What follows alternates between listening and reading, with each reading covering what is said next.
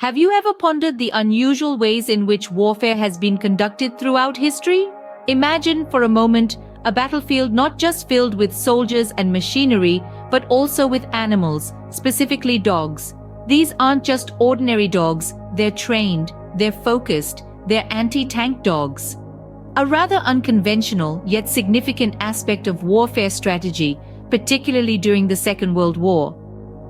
Journey back to the early 1930s, to a time when the Soviet Union was preparing for potential conflicts. The Soviet military had a novel idea: to train dogs to carry explosives under enemy tanks. It was a desperate and controversial measure, born out of the necessity of war.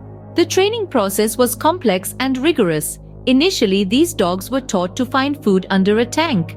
The trainers used a variety of tanks for this, but the majority were Soviet tanks, a fact that would later prove to be a critical mistake. The dogs were then trained to carry a small bomb in a pouch. The idea was that the dog would run under the tank, where the bomb would be triggered by striking the tank's underbelly. As the Soviet Union entered the Second World War in 1941, these anti-tank dogs were put to the ultimate test. However, the reality of the battlefield was far different from the training grounds.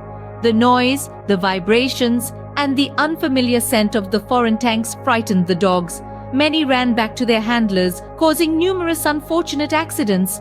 Moreover, the dogs had been trained using Soviet tanks which ran on diesel, whereas German tanks used gasoline.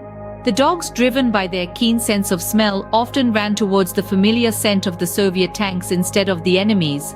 This led to further mishaps and friendly fire incidents. Despite these setbacks, there were instances where the anti-tank dogs were successful. They managed to disable a number of enemy tanks, creating chaos and confusion in the enemy ranks. Their presence on the battlefield, whether successful or not, forced the enemy to divert resources and attention to deal with this unconventional threat. In the grand scheme of the Second World War, the anti-tank dogs were a minor factor. Yet their story serves as a poignant reminder of the lengths nations will go to in times of warfare.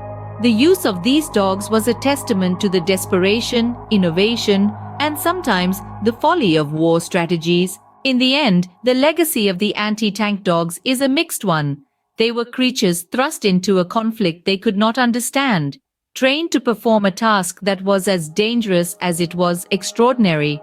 Their story is one of bravery, tragedy, and the complex relationship between man and animal in times of war. And it is a story that, despite its controversial nature, deserves to be remembered as a unique chapter in the annals of warfare history.